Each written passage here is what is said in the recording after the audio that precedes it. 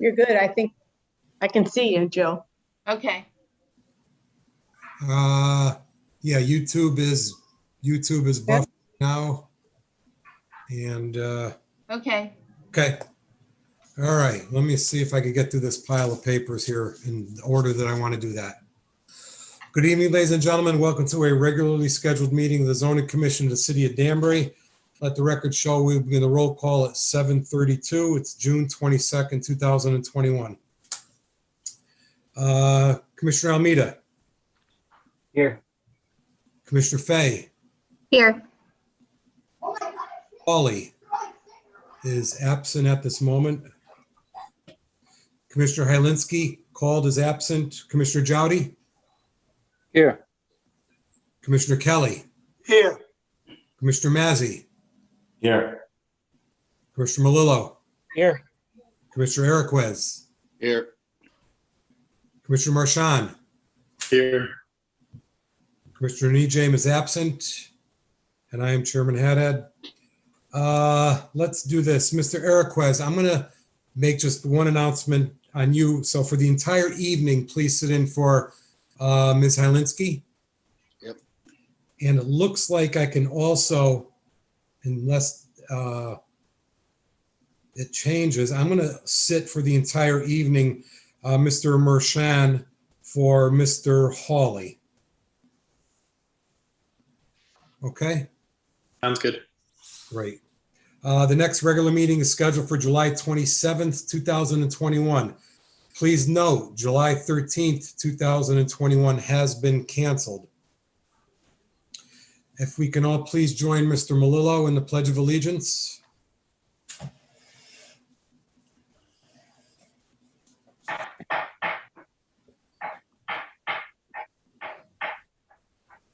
Can you hear me? Yes, we have you now. Thank you. Okay. I pledge allegiance to the flag of the United States of America and to the republic that stands one nation under God, indivisible, with liberty and justice for all.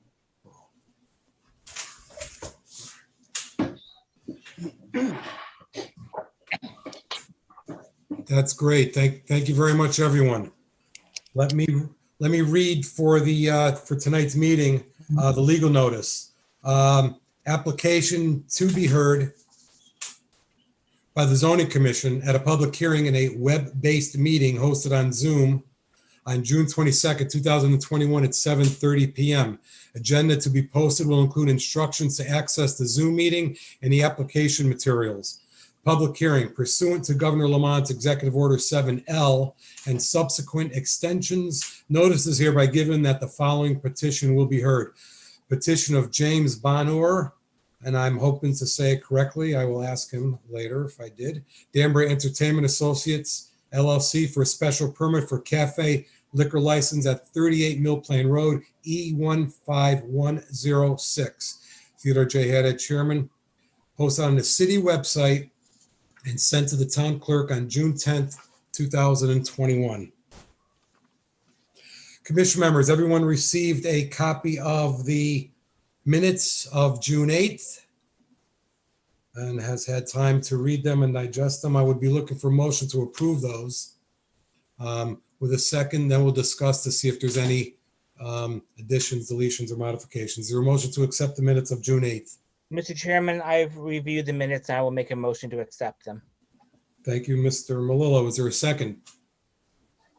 Second by Mr. Jowdy. There's a motion made by Mr. Malillo to accept the minutes of June 8th, 2021, second by Mr. Jowdy. Commission members, any discussion, conversation, additions, deletions, notices that anybody's seen?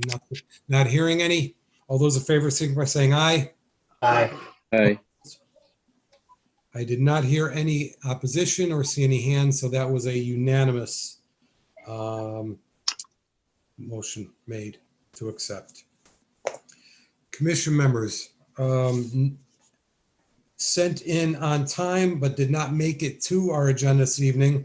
I would like to add a new petition to new business this evening, and I'm going to ask for a motion to have it brought in, and we're going to vote on it. It's an add under number 1 under new business. It's a petition by the City of Danbury, Sharon B. Calitro, Planning Director, to amend sections 2B and 10J temporary moratorium on applications and permits associated with adult use cannabis establishments and define terms associated therewith as related to the Connecticut and in quotes, responsible and equitable regulation of adult use cannabis act.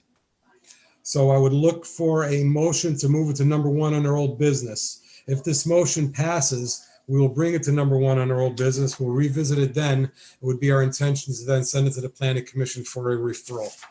Mr. Chairman, I will make a motion to add item number 1 under new business. Thank you, Mr. Melillo. Commission members, there's a motion. Is there a second? Second by Mr. Kelly. Any discussion? All those in favor signify by saying aye. Aye. All those opposed? For the record, I did not see or hear any opposition. So that will be added to number 1 under old, that will be added to number 1 under new business. Let me review a little bit of housekeeping here for the public. As you know, this is a Zoom meeting. It's a virtual meeting. The instructions to access the meeting and watch a live stream on the Danbury, Connecticut Planning and Zoning YouTube channel was found on tonight's agenda, which was posted on the Zoning Commission homepage, the city website, also in the town clerk, as I mentioned earlier. The way the meeting runs, it runs just as if we were in person in the Common Council chambers, but just a little bit slower. And the reason for that is we look for hands, we wait for people to unmute their mics, and we wait for people to want to comment. We have a public hearing this evening, and then we have also old business. The way the public hearing will be run is I will read into the public hearing the petition. We will read exhibits and documents. We will ask the petitioner or their representative to speak in favor. We will then address the commission to see if anyone has any questions of the petitioner or the applicant. We'll ask others who may be in favor. When we hear none, we will then ask for those in opposition. When we hear none, we will then go back to the petitioner to rebut or make any final comments. I'll then ask the staff if they have any final comments on that. I did that. I did that. I did this. So let's go to the first petition this evening. It's a petition of James Bonor, Danbury Entertainment Associates LLC, for a special permit for a cafe liquor license at 38 Mill Plain Road, E1106. Commission member, I'd like to read in a document that we have dated April 13, 2021 from Jennifer Eminger, Deputy Planning Director. It's to James Bonner, 284 Hawks Hill Road, New Canaan, Connecticut, 06840, regarding application for a waiver to site plan requirements code 18-13, 2021 revision for special permit. Request for special permit for cafe with the sale of alcohol beverage with indoor amusement enterprise, in parentheses, Danbury Entertainment Associates LLC, 38 Mill Plain Road, Assessor's Lot E15106. Dear Mr. Bonor, I have reviewed the referenced application to permit an approximately 1,098 square foot cafe with the sale of alcohol within an existing indoor amusement enterprise located at 38 Mill Plain Road. The property owner is Ninja Republic LLC. By way of history, the department granted approval in 2018 to allow a 13,900 square foot indoor amusement enterprise within a vacant building previously occupied by New York Sports Club. The approval consisted of various rooms for ninja and rope courses, laser tag, bumper cars, a 10-seat 5D theater, and a 68-seat cafe, and 42-seat party room. In November 2019, the definition for indoor amusement enterprise was amended to eliminate the restriction related to the serving of alcoholic beverages.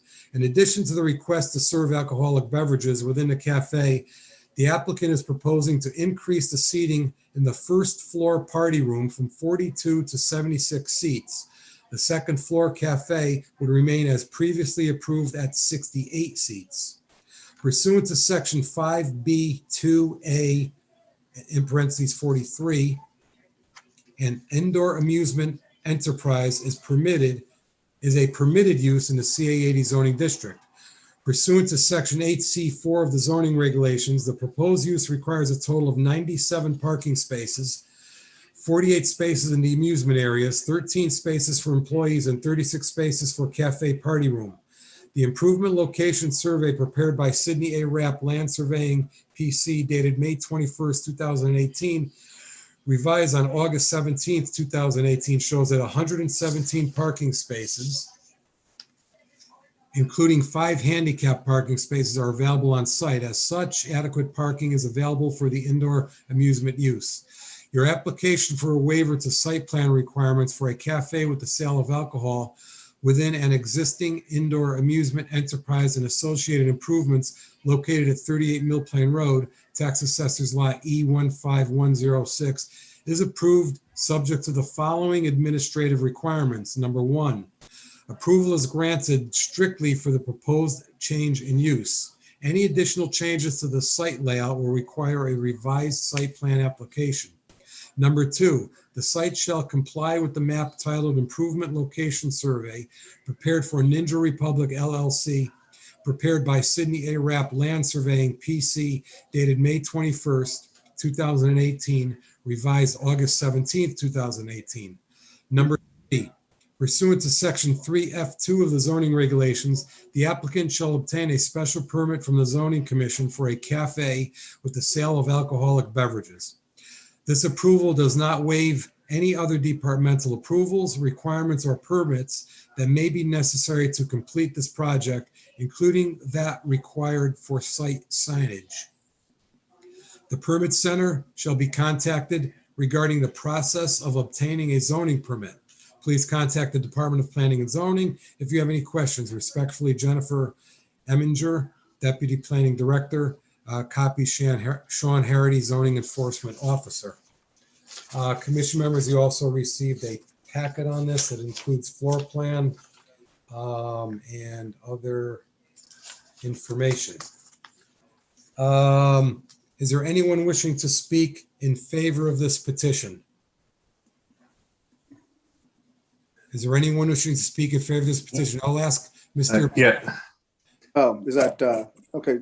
Chairman and committee members, thank you very much for giving us the opportunity to discuss what we're trying to do here at Extreme Play. Absolutely. I am the owner of Extreme Play. We are open. We opened about 2 months ago. We were able to get through the COVID period and ultimately build XP. Online, you also have Tim Kiefner, who's our general manager, as well as Mike Williams, who's our financial director. I'm going to pass the baton to Michael Williams, who will take it from here, and then myself and Tim will be on the line as well to answer any further questions or concerns. Thank you. Mr. Williams, please go present your name and address and then help yourself. My name is Michael Williams. I'm the finance director for Extreme Play. You need my home address or the address of the facility? Either way is fine. Right. Address is 38 Mill Plain Road, Danbury, Connecticut, 06811.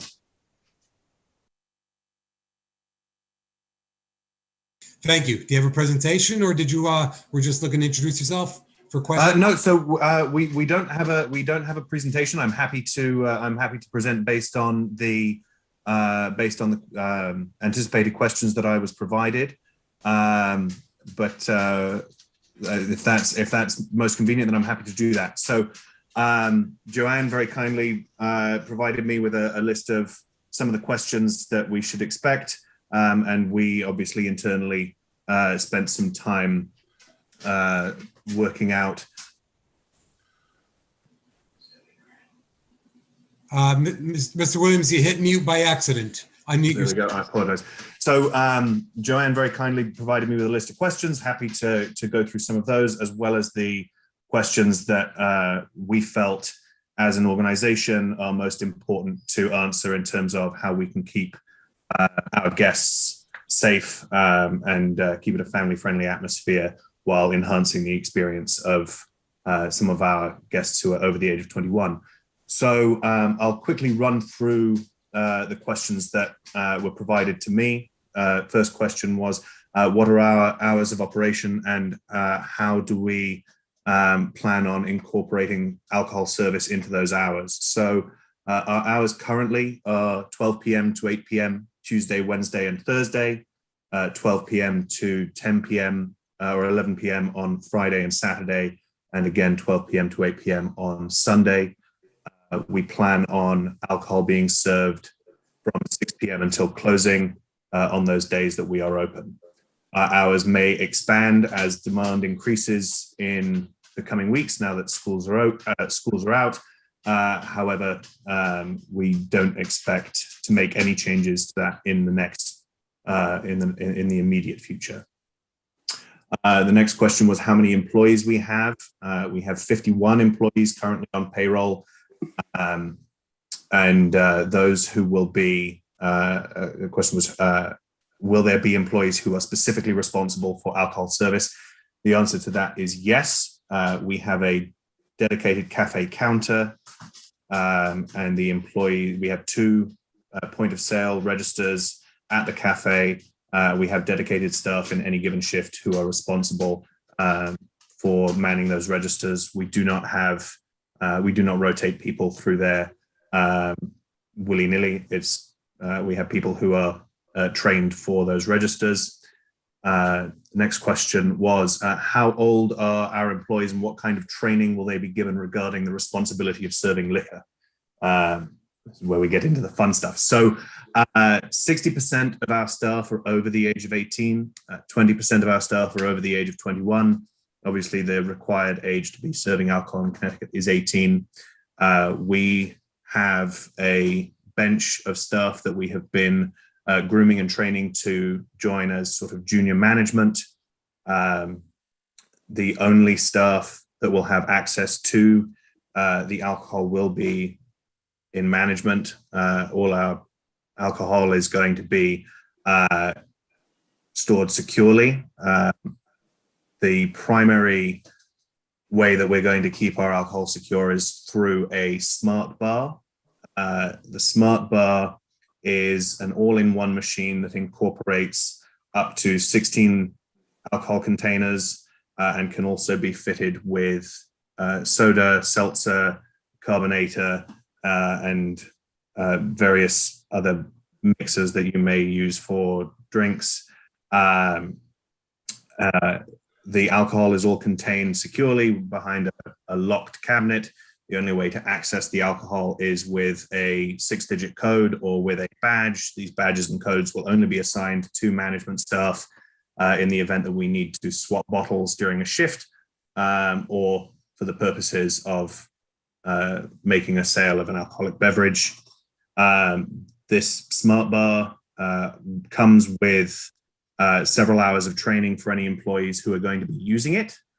The only way to dispense a drink from the smart bar is for a sale to be made at the point of sale. So a drink has to be ordered and paid for. Once it's been ordered and paid for, the point of sale will then send a message to the smart bar. At that point, the server can go over to the smart bar, push a button, and the smart bar then mixes and dispenses the drink automatically. So eliminates the concern for overpouring and also allows us to maintain additional security and control over our inventory. Underneath the actual dispenser, there's the drawer with the 16 alcohol containers. In terms of training the staff, there's obviously the training on how to operate the machine, how to operate the point of sale, which all of our staff have already been trained on, but also on how to make sure that everybody who is drinking in our facility is drinking responsibly. So we're implementing a few security measures that will be incorporated into the training. Step 1 is anybody who comes into the facility looking to participate in any of our attractions, they come in the main door, they go up the stairs, and they come to our guest services counter. When they go to the guest services counter, they let us know what attractions they'd like to participate in, what packages they'd like. and the staff at guest services will then ask if they plan on consuming any alcoholic beverages that evening. If they do, then we check their ID, ensure that they're over 21, and provide, if they are over 21, we provide them with a wristband. It's a plastic wristband with a plastic rivet so that it can't just be simply removed. The only way to remove it is to cut it off. These wristbands will say over 21, and on the other side, it will have the numbers 1, 2, and 3. Once they've been given this wristband, they can go to our cafe. They can go to the cafe and order their alcoholic beverages. Every time they order a drink, we will be checking their ID for a second time. So it'll be checked at guest services. Then once again, when they go to the cafe for a drink, they purchase a drink. Our staff checks their bracelet, checks their ID, and takes a punch and punches either the 1, 2, or the 3 on their wristband to ensure that they cannot have more than 3 drinks. So we will be instituting a 3-drink maximum for anybody who's coming into the park.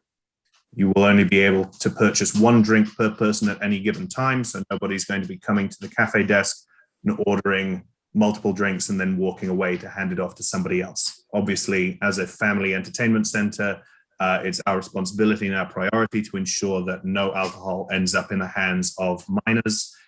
This, we felt, was one of the best ways that we can make sure that the only people consuming alcohol in the park are overage.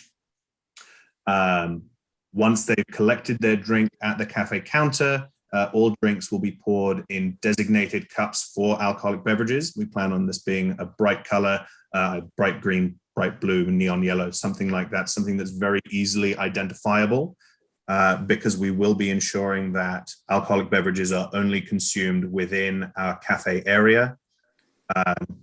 So the distance from the counter to the cafe is, I'd say, roughly about 20 feet. So no one's going to be sneaking past the people at guest services, but just in case we will have dedicated staff in the cafe area while we are serving alcohol to ensure that no one is taking alcohol into the rest of the park. We have the brightly colored cups so that if somebody does manage to slip past us without noticing, if they make it downstairs into the main part of the park, any of our other staff members will easily be able to identify that somebody has an alcoholic beverage with them outside of the cafe so that we can approach them and ask them to please return to the cafe where they are allowed to continue drinking. In terms of staff training, anybody who's going to be involved with monitoring the consumption of alcohol, anybody who's going to be monitoring an attraction that may be impaired, that may be interrupted by guests who are impaired by alcohol, anybody who's going to be serving alcohol will be fully trained on all of the processes that they need to be. We'll be making sure that everybody has the bracelet, so we'll be able to see how many drinks they've consumed before they participate in any given attraction. We'll make sure that priority number 1 is to make sure that nobody's able to leave the cafe with their drinks. We feel the 3-drink maximum is a pretty significant step in the right direction. I think that covers most of that.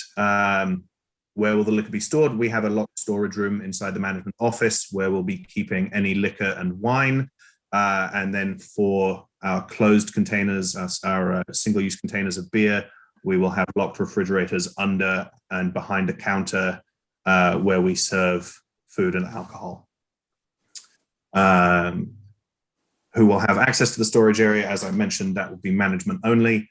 Our management staff currently consists of myself, Tim Kiefner, Jim Bonner, the 3 of us who are present here, our sales manager, and 2 assistant managers.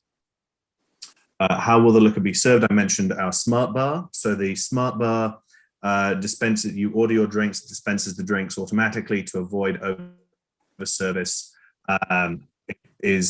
It will be responsible for mixed drinks and wine, so we can store wine and liquor in the smart bar. And then for beer, we plan on having cans and bottles of beer only, so that we can again manage inventory. Will it be brought to the table by a server? So we have counter service for all of our food. We plan on maintaining that. We don't bring our food out to tables because of the nature of the smart bar. It mixes drinks in about 5 seconds per drink. And so we anticipate having our guests come to the counter, place their order. The person who takes their order will also be pouring the drink, or well, getting the machine to pour the drink, and then handing it to the customer immediately rather than anybody having to wait. The follow-up question to that was, the floor plan does not show a sit-down bar, so would there be a problem if approval was limited to a service bar only? This would present a challenge, as it would require a dedicated quote-unquote bartending staff. The smart bar does all of the actual bartending, but because of our opening hours and the hours that we're planning on serving alcohol, it doesn't really make sense for us to have a dedicated bartending staff. It's much simpler for us to have our staff who are already placed in the cafe monitoring to make sure that people move directly from the counter to the cafe and are not absconding into various parts of the park with their alcohol when they shouldn't be. And then what controls will be in place to assure that served liquor does not leave the cafe area? I think I covered that in terms of having the staff making sure that people don't move around, making sure that we're watching people with bracelets and looking for those brightly colored cups that we'll be serving alcohol in. We're also going to have signage there as well. And yes, and lots of dedicated signage throughout the park. So the cafe is upstairs. We have 2 staircases that go down into the main area of the park. We'll have signage clearly posted at the cafe counter, at the top of both staircases, to make sure that people come down and don't try to go down the stairs, and then within the cafe as well, to make sure that everybody is very clear on where alcohol is allowed and where it is not. Those were the questions that I was provided. The key questions for us were, how do we avoid providing alcohol to minors? I think I covered that with the checking ID at the front counter, checking ID again at the cafe counter, and the bracelets. How do we avoid over serving? Again, with the bracelets punching 1, 2, and 3 drink maximum on for any person on any given evening. And So those are our key points. if I may interject. So for those of you who aren't familiar with XP, XP is it's a family entertainment center that's designed to not only entertain children, but it's designed to entertain adults. So what we found, and when I created it, was that we're getting more adults, young adults, 20s, 30s, coming in and enjoying the facility. And for older individuals such as myself, and you know, when you go there and you actually participate in an attraction, the child inside of you comes out and you enjoy it much like a young child would. We are not a bar. We don't pretend to be a bar, and that is not our main focus in this facility. Our main focus is truly to entertain children, family, and adults. The reason we're bringing in alcohol is as an enhancement. We are really strict and take alcohol and safety very seriously. This is why we're putting in a 3 drink maximum.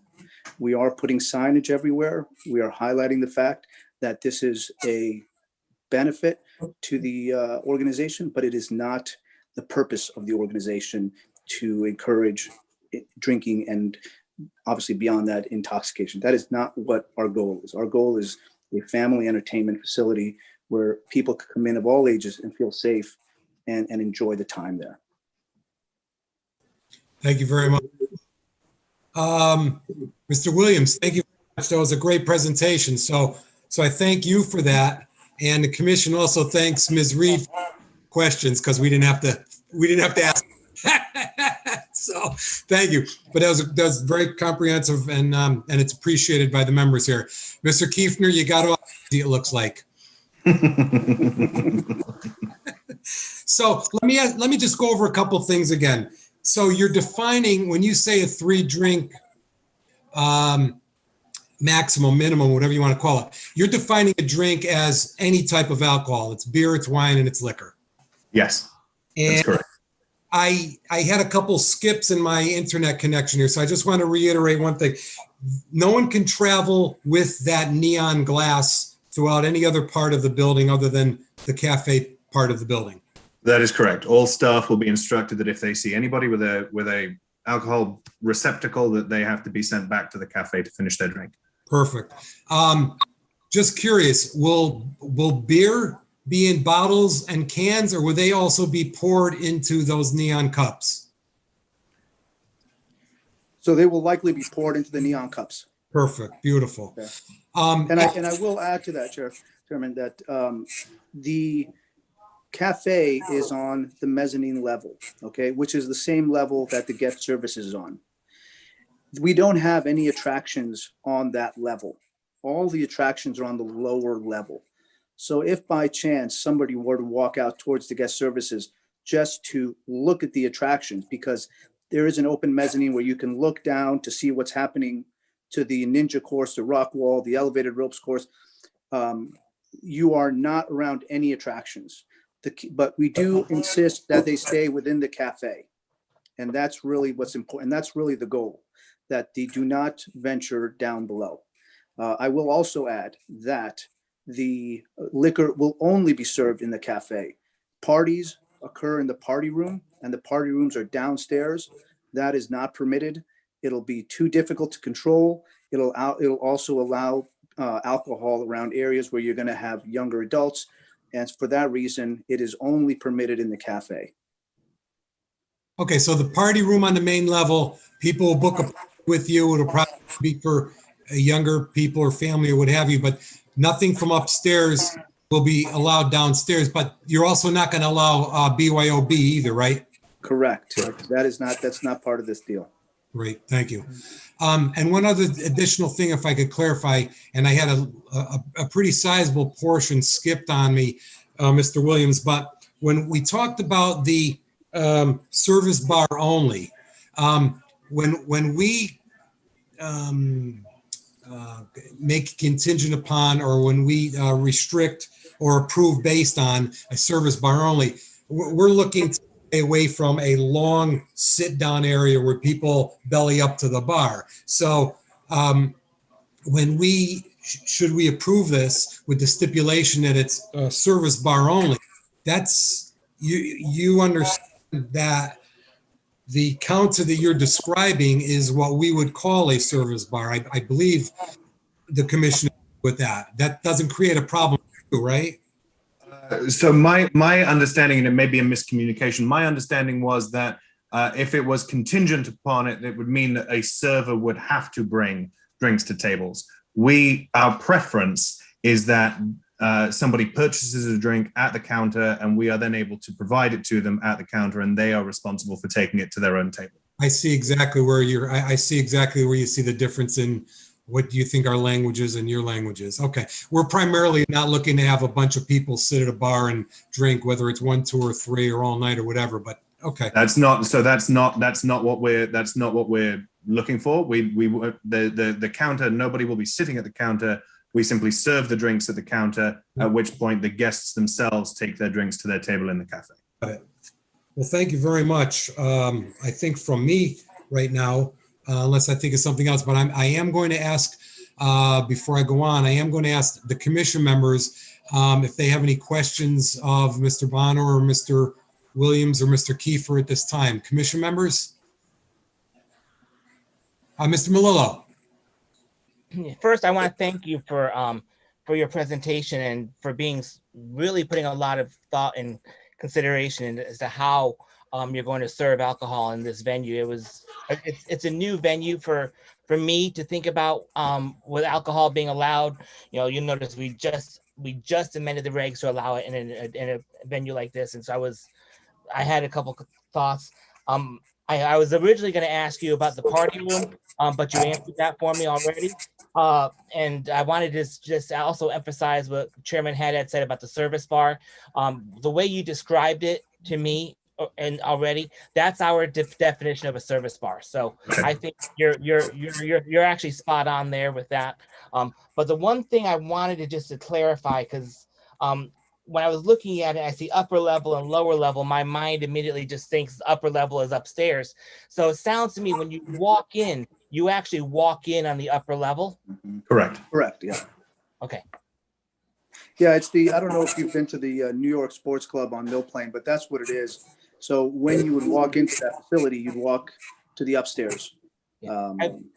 I've driven by it numerous times. In fact, I got Chinese food there from Zen, literally next door to you, Sunday.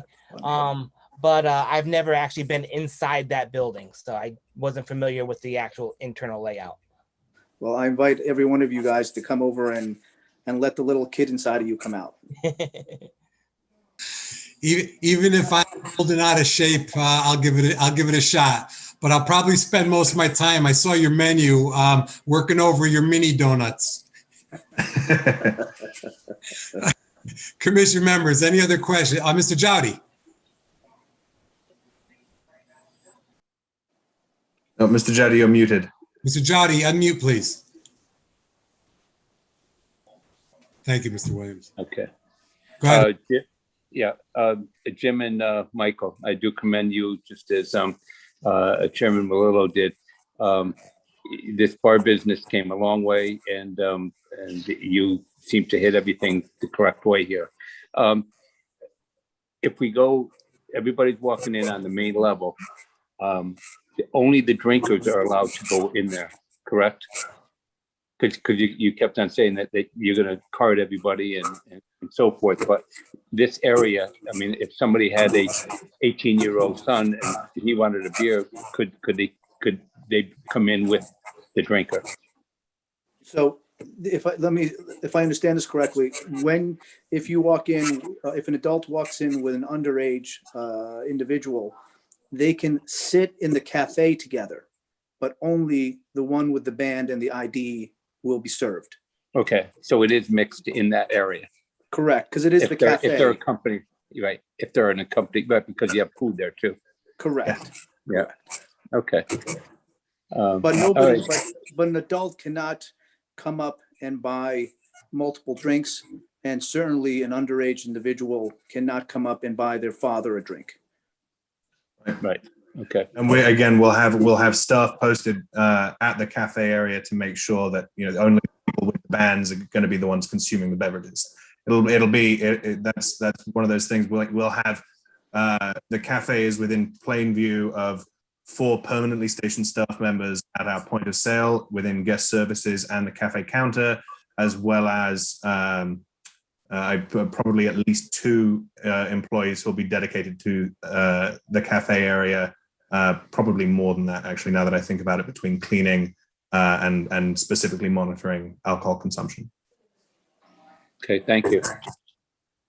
Thank you, I will say we also have surveillance cameras throughout the entire facility. From the guest services, we can see what's happening on the lower level. We can see what's happening in the cafe. The alcohol is going to be under camera surveillance. So it's nothing's impossible, but it's strictly regulated. Thank you very much. I was going to ask about the cameras. I had that on my list. Commission members, any other questions at this time? Commission members, any questions at this time? All right, I will now ask for anyone else wishing to speak in favor of this petition. Mr. Chairman. Mr. Rotello, Councilman Rotello, please. Thank you, Mr. Chairman. Paul Rotello, 13 Linden Place, Danbury. I actually have, it's an intriguing concept, and I've been around for a few liquor presentations, and this is probably, if it wasn't the best one, it was one of the best ones. And I certainly appreciate the thought with the band, the 1, 2, 3 hole punches. Some interesting ideas there, and I'm sure they'll be successful. But I do have a question which I would direct through you, Mr. Chairman, to the petitioner, and that is, I'm assuming that people can have drinks, and after they've had drinks, they can go downstairs. So it occurs to me that there could be a 3-drink rock wall challenge, and I don't know anything about rock walls, but I know a lot about people. And I could see them rolling in there and having their 3 drinks and then seeing, who can make it to the top of the rock wall without falling off. So is that a potentiality? And what are the precautions that the owners are going to instill so these people are protected? Again, I don't know anything about rock walls, so. But, Jim, but I'm I happy do to take know- that one. Would you prefer to? No, I could answer it. And yeah, well, thank you for the question, Mr. Otello. Fortunately, nowadays, most of, well, I can tell you in our facility, all the attractions are so technically designed that safety is the number one thing. So alcohol or no alcohol, falling off the rock wall is going to be very hard to do sober. But I agree with you. And this is why we train our staff to look out for these individuals. If they have a band on, if they have a cup in their hand, if they're acting in a way that's inconsistent with the norm, they're red flags to the team. And to kind of put it another way, there is nothing that prevents an intoxicated adult coming into the facility and trying to get on a rock wall. So we are very keen and very aware of these kind of individuals. There are safety measures in every attraction that protect you, sober or not. But it is the training that we offer our staff, and it is our managers and our assistant managers who continue to walk the floors and cover. Specifically as it relates to the rock wall, every attraction that we have has somebody permanently stationed outside it. You have to check in with the person at the front desk, but specifically with the rock wall, you can't go up the rock wall without being harnessed in and strapped onto the pulley that takes you up. It's not contingent upon another person being there as a counterbalance. It is a mechanical pulley that holds you. So you could jump off the top of the rock wall. As long as you're wearing the harness, you're not going to do any damage to yourself or anybody else. Okay, thank you for that. Thank you, Mr. Chairman. Thank you. Anyone else wishing to speak in favor of this petition? Is there anyone else at this time wishing to speak in favor of this petition? Mr. Chairman. Councilman Chianese, welcome. Thank you, Mr. Chairman. Yourself. Again, through the chair, I speak in favor of this application. I think it was a very, very good presentation, and I have no objections to the special permit to allow the cafe license. But I just want to follow up with Councilman Rotello's question about the three drink rock wall challenge. But let's say you're up on the wall and your wristband falls off and you lose it. Will you be able to get it replaced? How would that work?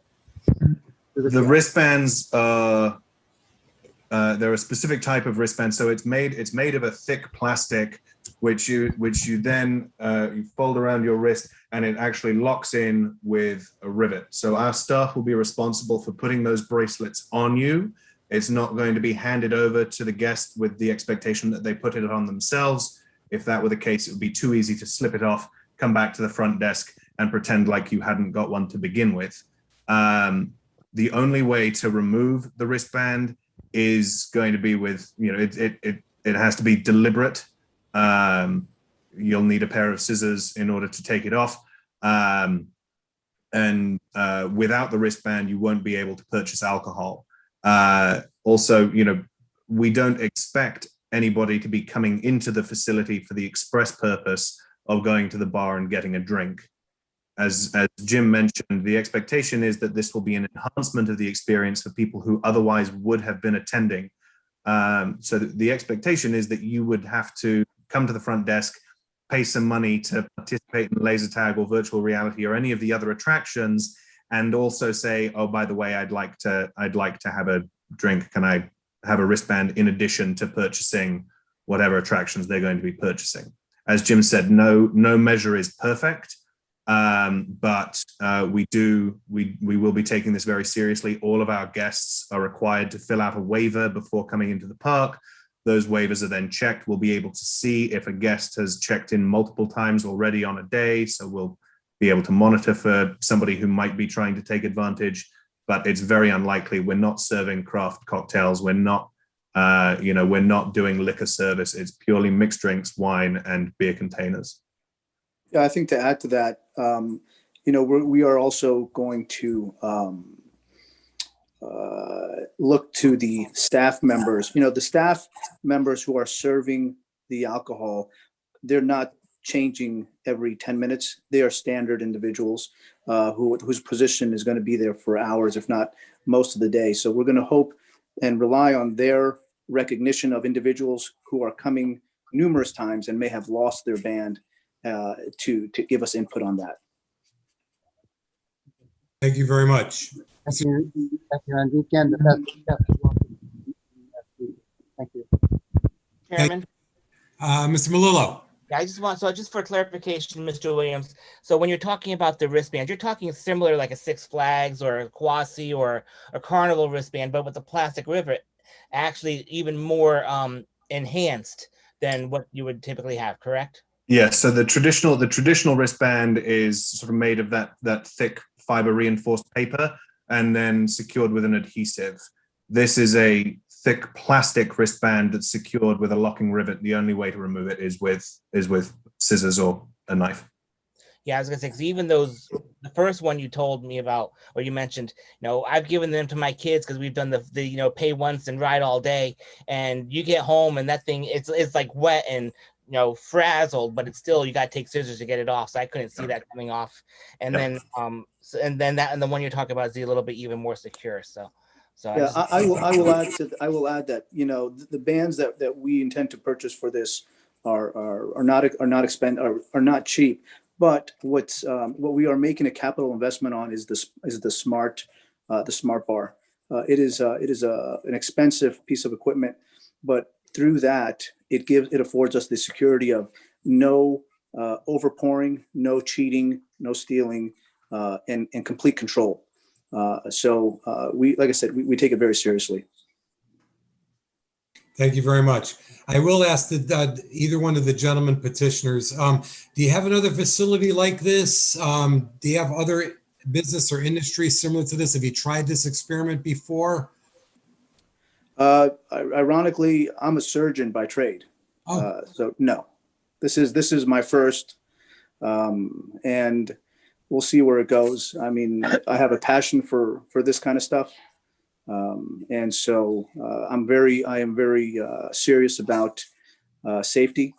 And so you can ask me in a year, we'll see if there's another one coming. But right now, we just want to make sure that everything is up and running and safe.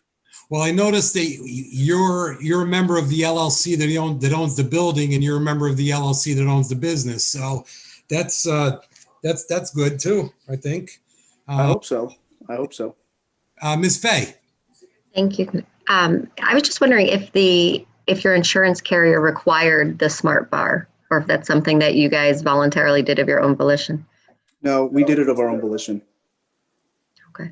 And I've been in the facility as it was Players, New York Sports Club, and Extreme Play. So the setup, obviously, as you described to me, makes a lot of sense. As soon as you open the doors, you go up those stairs and you're at sort of the check-in desk, and then the restaurant's over to the right. Did you get your air conditioning fixed yet? That building, we've had our challenges. We've had, the air conditioner is fixed. We've got the leaks fixed. It's certainly an exciting period in our lives to get this up and running. But we are very grateful for people who come there and understand the struggles that we've all faced through COVID. I mean, we built it through COVID. It was a challenge. And at the end of the day, I think we have a great staff who really cares about providing an excellent service. And so people, and I hope you're one of them, enjoyed it. Oh yeah. It's a wonderful facility that I think was desperately needed in our region. Oh, thank you. I appreciate that. Thank you all. Commission members, any other questions? Let me continue on. And Mr. Amita, please. Thank you. And thank you for the thoroughness of your presentation. I think it was really good and very helpful. My only question is there an age limit for participating in the attractions? So for example, if me and my family go there, my wife goes to the cafe to have a couple of glasses of wine and relax. Would I be able to, shoot my kids in the laser challenge or something like that? There is no maximum age for any of the attractions, and the only restrictions that we have minimum height requirements for some of the attractions. I will put it to you this way. My wife and I go there and go husband versus wife in the laser tag, kids versus parents, girls versus boys. So they're really, I would say for the facility itself, you really want to have a child that's four years of age and older before they can really appreciate it. If you have a younger child, you can take them on the bumper cars as a second rider. But for the most part, 4 and above, 4 to whatever, really enjoy the park. Okay, thank you. Thank you. Thank you. Anything else, Mr. Almeida? You all set? No, I'm all good. Thank you. Anyone else wishing to speak in favor of this petition? Anyone else wishing to speak in favor of this petition? Anyone else wishing to speak in favor of this petition? Is there anyone wishing to speak in opposition to this petition? Is there anyone wishing to speak in opposition to this petition? Anyone wishing to speak in opposition to this petition? There's nothing to rebut. I'd like to just then, Councilman Santos? No, okay. Did you have anything else you wanted to add, or Mr. Williams, Mr. Kiefer? Well, we appreciate, Chairman, your time and the committee's time. We invite you to come to Extreme Play. Let us know you're there, and we'll make sure you have a great time. Again, thank you for allowing us to present our case. Thank you. Let me now go, if I can, to Ms. Calitro to see if she has any comments on this. For the record, Chairman Calitro, no, I'm just reminding the commission of the requirements under 3F2. That's all. We don't have any additional comments. It's been reviewed by staff. Well, thank you very much. Commission members, one more final time. Any questions of the petitioner or Ms. Calitro? Not hearing any, not seeing any. I will entertain a motion. Does anyone want to close this public hearing? Continue this public, Ms. Fay. Motion to close the public hearing. Commission members, a motion made by Ms. Fay to close the public hearing. I see there's a second by Romita. Any discussion? All those in favor signify by saying aye. Aye. All those opposed? For the record, I heard no opposition and I saw no opposition. So a motion to close this public hearing is unanimous. Mr. Malillo. Mr. Chairman, I'd like to make a motion to move this to item number 2 under old business. Second. It's motion made by Mr. Malillo to move this petition of James Bonnour, Danbury Entertainment Associates LLC for a special permit for a cafe liquor license at 38 Mill Plain Road, E15106, opened on June 22nd, 2021, closed on June 22nd, 2021. To number 2 under old business. The second was made by Ms. Fay. Any discussion? All those in favor signify by saying aye. Aye. Those opposed? Commission members, this has made it to number 2 under old business for discussion of possible action unanimously. There was no opposition.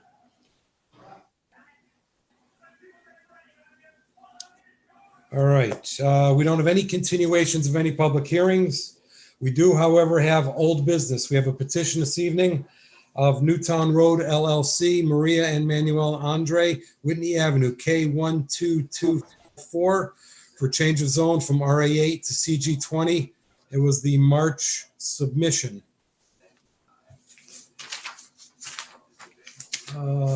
Commission members. Comments? What's your pleasure? Anyone? If you recall, this was the piece that dog-legged off of Newtown Road onto Whitney. Mr. Chairman, for the record, can I just, it's Sharon Calitro. Sure. Can we just walk through those eligible and therefore can have a discussion relative to this application? In fact, I did make notes of that, and if somebody could put another set of ears on this to make sure that I'm right. I have eligible for this Commissioners Almeida, Fay, Hawley, Hylinski, Jowdy, Mazzy, Malillo, Araquez, and Marchand. Keeping in mind that Mr. Araquez is in for Ms. Hylinski for the entire evening, and Mr. Marchand is in for Mr.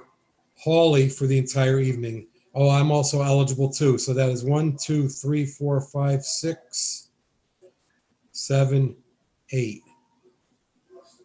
Did that work out right? 8 again? How did we come up with 8? 1, 2. I think I have 9. We need to hear from Mr. Rashawn and Mr. Hawley. Kelly, I think, because Mr. Erquist was here. He's in for Ms. Hylinski.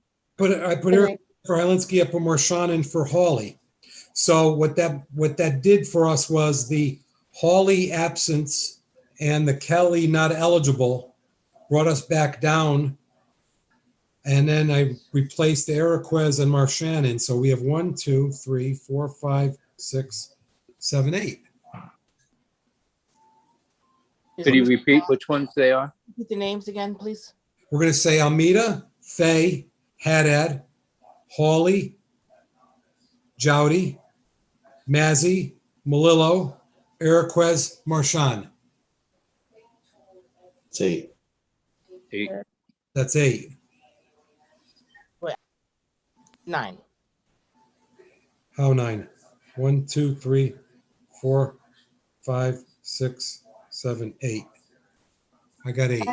I have Sydney, Almeida, Malillo, Nelson, declare, because let's just for the record, so we're clear. Mr. Marchand, so you've reviewed the record and you're sitting in for Mr. Hawley, correct?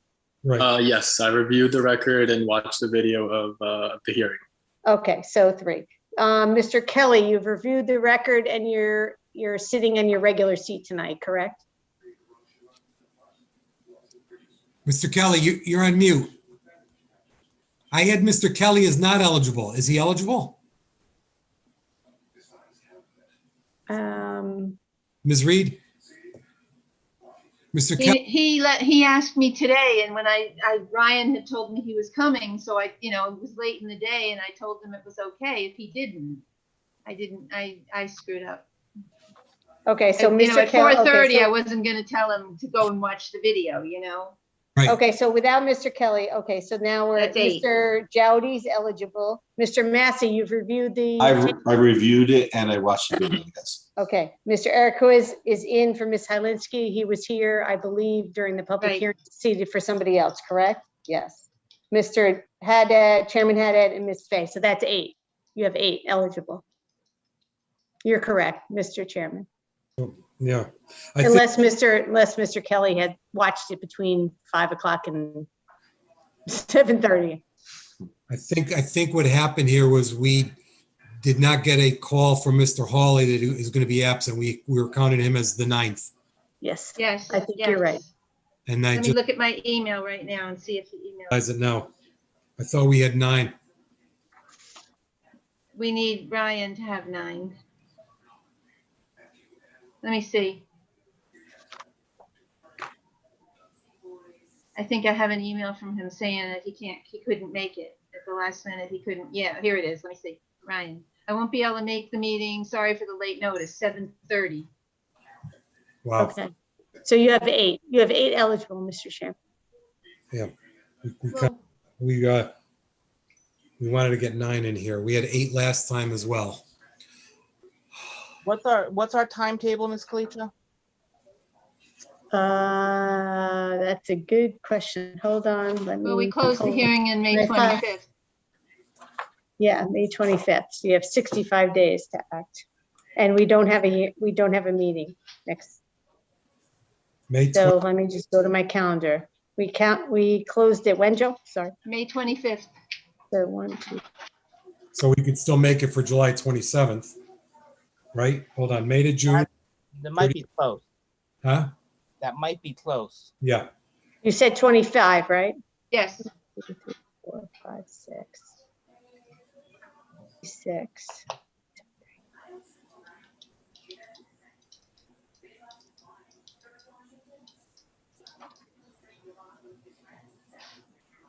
63, I count 63 days till July 27th. So we could do that if we have to. Now, is that counting the 27th and the 25th of May? I took it from the 26th to You the start the 20th, day after, yeah. the day after.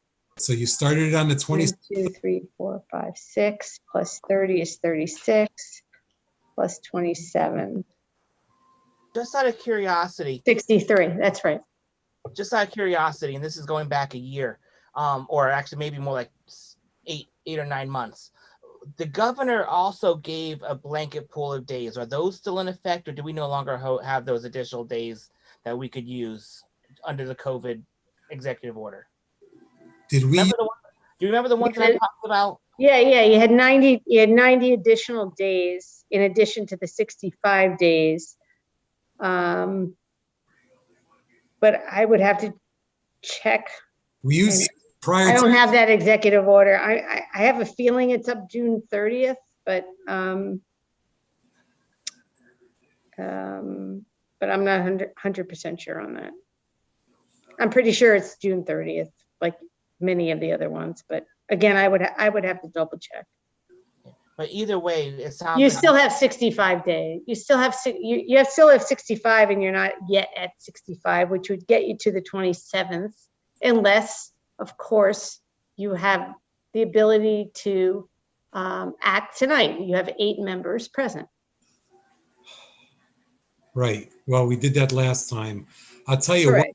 I'll tell you what this commission I don't think has ever done, but we were told by Corporation Counsel in light of the last 3 or 4 years, we were told we have some certain flexibility in a sort of straw poll through discussion. We could try that. I don't have a feeling either way. To maybe come up, see if there's going to be a decision lopsided one way or the other, so that we don't have to wait till the 27th. I don't know, Mr. Malolo, what are your thoughts on that? well, a motion would need to be made and seconded to bring up for discussion, and the motion could be withdrawn. Yeah. That would be the only. Huh? That's really the only way, unless we get a roundtable discussion, because we were looking to give staff direction in drafting a resolution. This usually wouldn't be one of those petitions that we would do that for. And we would have done that truthfully at the last meeting, more so than this meeting, right after the public hearing, similar to how the Planning Commission operates. Mm-hmm. Well, I thought we had the 9 tonight, so I will apologize to the public and the petitioner. And I know that the question was asked last meeting, do you want to wait till we have a full body of 9? And the applicant said, I want to wait for 9. So I'm assuming that they have the same feeling again this evening, Attorney Marcus? That's correct, Mr. Chairman. Thank you. Okay. I think I'd like to see a motion to continue this to the, continue this. Actually, the motion to table, really, or Yeah. for that matter, no, with no motion being made, we could just move on too. But I can make a motion to table. Well, for the record, It's really not table, though. I forget what the terminology is. yeah, no action has been taken. So no action will be taken tonight under the petition of Newtown Road LLC. That will be under old business on July 27th meeting. Again, I apologize to those that were here for that petition. Joanne has her hand up. Oh, I'm sorry. Thank you, Ms. Malone. Ms. Reed. So I will contact Jim tomorrow and let him know what he needs to do, so he is also eligible. I just didn't want to do it late this afternoon because it was a long meeting and he might not have made the 7:30 start of this meeting watching that presentation. It went on for a long time. So Jim, I'll get to you tomorrow, okay? And let you know what you need to do. And then everyone will be eligible then. And you know what, with the convenience of being able to sit at home and look at the tapes and listen, maybe if you get a hold of Mr. Nejame too. Yes, I will have Tom. I'll call Tom. He said just let him know, so. Thank you. Thank you very much. Okay. Thank you, Mr. Chair. Thank you. Thank you, Attorney Marcus. Again, accept our apologies. I'm sorry. Number 2, under old business for discussion possible action is a petition of James Bonor, Danbury Entertainment Associates LLC for a special permit for a cafe liquor license at 38 Mill Plain Road, E15106. The public hearing was open on June 22nd, 2021. It was closed on June 22nd, 2021. Obviously, everyone eligible for that is everyone that is here this evening. I sat Mr. Eriquez for Ms. Hylinski for the evening and Mr. Marchand for Mr. Hawley for the entire evening. Mr. Chairman, Mr. Melillo, I'd like to make a motion to approve this petition with some stipulations, which I'll mention in a minute, but I'll give the reasonings first. The reasoning is that it's not detrimental to the neighborhood. It meets the criteria set forth in the zoning regulations sections 3 and 3F and other places. With the following stipulations, I would like to stipulate a service bar only. I would like to stipulate that the alcohol service is limited to the upstairs main floor, as identified by the petitioner. That the alcohol service is limited to the cafe bistro area only on that main floor, so it therefore can't be brought out of that area. And then even though this is a given, I just want to put in the motion that additional changes must be approved by the zoning commission. So should they look to expand out from that bistro area or add down to the party room or anything along those lines, they do need to come back before this commission to get that approval. commission members, there's a motion made by Mr. Melillo with reasons as stated. Is there a second? Second. Second by Ms. Fay. Second, Fay. Excuse me, Mr. Chairman. Yes, Ms. Reed. We're going with their definition of service bar as they defined it, right? Well, I think what we want to say is their definition of service bar, the way they define it, matches with our requirement of service. Okay. So the intention of the motion maker and his reason matches up with their description of it. Okay. Okay. Yeah. And under discussion, Mr. Chairman, I just want to add that I am very appreciative of all the thought that they put into policing this endeavor on their side. And in the past, we have we have written some of those extra precautions into the motions, and I think they've come to bite us in the past. Should they change their mind or decide, you know what, we decided something else works a little bit better, it locks everything in. So I want to compliment them on that, but just say that was the reason why I didn't feel as though we need to go any further with some of their plans regarding the training and things along those lines. Thank you. Any other comments, commission members? Any other comments? Is there more? No, I just wanted to note the neighborhood that it's in and the wide variety and options of other venues. If you were just going to drink, I don't think anybody would choose Extreme Play and not that the menu doesn't look good, it looks great, but I don't think that would be a big lure away from, all of the other West Side restaurants and bars that are in the area. You could literally walk. There's a whole radius of them. Okay, anything else? Any commission members? So a yes is yes with reasons, a no is no, and we're going to take a roll call on this. Mr. Melillo? Yes. Ms. Fay? Yes. Mr. Amita? Yes. Mr. Eriquez? Yes. Mr. Jowdy? Mr. Jowdy? Yes. Mr. Jowdy, yes. Mr. Kelly? Yes. Mr. Mazzi? Yes. Mr. Marchand? Yes. I will vote yes. 1, 2, 3, 4, 5, 6, 7, 8, 9, 0. Gentlemen, good luck to you.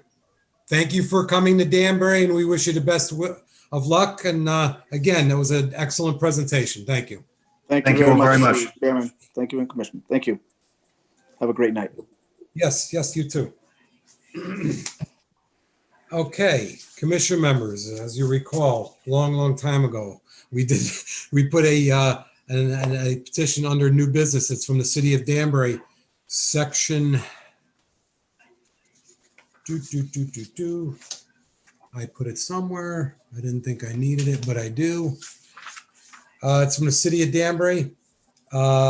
It's by City of Danbury, Sharon B. Collegial Planning Director to amend sections 2B and 10J, temporary moratorium on applications and permits associated with adult use cannabis establishments and define terms associated therewith as related to the Connecticut responsible and equitable regulation of adult use cannabis. And what I would be looking for would be a motion to receive this petition, refer it to the Planning Commission for their recommendation, notify all surrounding communities that need to be notified according to state statutes, publish it in the town clerk's office and other necessary required publications according to state statutes, and set the public hearing date for July 27th, which is subject to change depending upon circumstances related to COVID-19. Do I have that motion? I see Mr. Malillo's hand is raised. Is that a second, Mr. Mazzi? There's a second by Mr. Mazzi. Any discussion? Ms. Calitro, does that public hearing date give the planning commission their full length to act? Oh, Yes, 35 days. They have 35 days. So that's like the 36th or 37th day. Okay. 6 days, they have 35. Yeah, exactly. It was one of those that was It's so close. close. I wanted confirmation. And I wanted to read that into the record too, and I forgot. You got me, Mr. Malillo. Again. The motions by Ms. Malillo, second by Mr. Mazzi. Any discussion? All those in favor signify by saying aye. Aye. Aye. All those opposed? For the record, I did not hear any opposition. I did not see any opposition. I wanted to go over a couple things, if I could, under other matters. There is no other correspondence, and I see that we're not running that late, so I want to talk about a couple of things under other matters.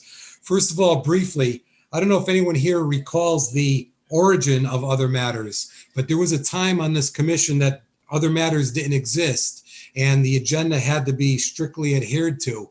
A simple question by the public as to when's your next meeting, or can you explain this? We couldn't recognize that person. So we put in other matters to be able to deviate from the agenda, public to ask questions, or any of the zoning commission members to raise issues.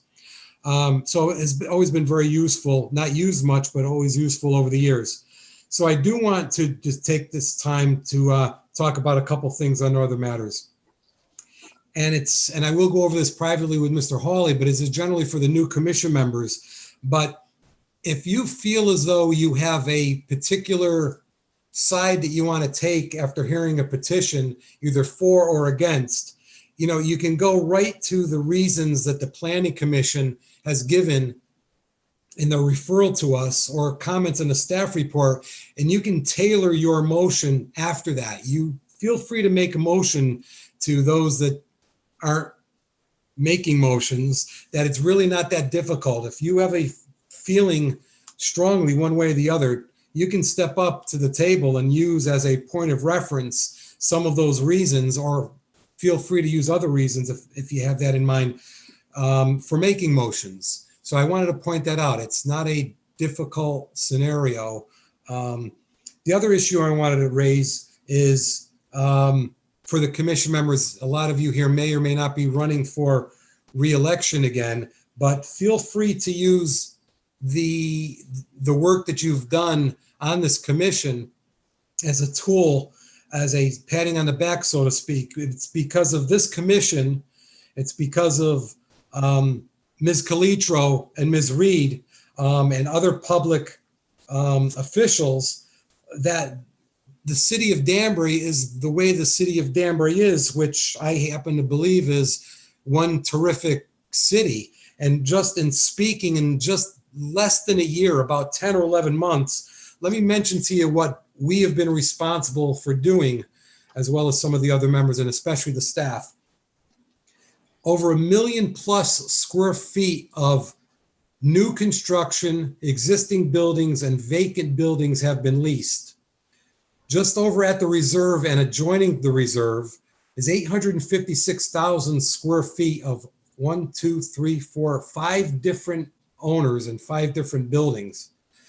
A very large restaurant over at the mall went out of business due to COVID, Brio, and a new business, a local business, moved in. Ocean State Job Lot moved into a vacancy at Toys R Us. These are all because people like Danbury and like what we do. 2 high-end auto parks are under construction and are opening on Myrie Brook Road. You know you've made it, Danbury, when you got an IHOP moving into Danbury. We have an IHOP coming to Danbury. Floor and Decor has moved into the vacant building where Bob's Clothing and Pilgrim's furniture was. There's a new cancer research facility that's over at the Lee Farm building. And tonight we approved for alcohol a new entertainment complex that moved in on Mill Plain Road. So a lot of good came from us and of course other departments. So thank you to the staff and thank you to the commission members, and tell people what you do and let people know that Danbury is business friendly, smart and wise development. And we do a lot of good things here. So I wanted to make those 2 points under the other matters. And I'll ask the commission members, does anyone else have anything to say on their other matters? Mr. Chairman, if I may. Yes, Mr. Melillo. Just to piggyback on what you were talking about regarding motions, I know a lot of new members over the past few years have always been concerned, what can I say and who can I talk to? Because as we all know, we can't talk to one another about petitions because that's colluding. But staff is available. And if you have any questions or thoughts about a motion or if something is appropriate for a motion, you can always send an email to Ms. Calicio or to Ms. Reed. You can always, you can forward an email to staff and they can kind of give some guidance along those lines, because they are there to help and advise us, and we can freely talk to staff while we can't freely talk to one another. Absolutely. Thank you. Thank you for that. Appreciate it. Commission members, anything else under other matters? Staff, anything else under other matters? Any other matters? Any other matters? Any other matters? At 8:49, I'll entertain a we got to everything, right? I'll entertain a motion to adjourn. Who's going to make it? I'll entertain motion to adjourn. Mazzy makes a motion to adjourn, second by Mr. Kelly. Any discussion? All those in favor, signify by saying aye. Aye. Adjourned at 8:50. Thank you, everyone. Thank you. See you on the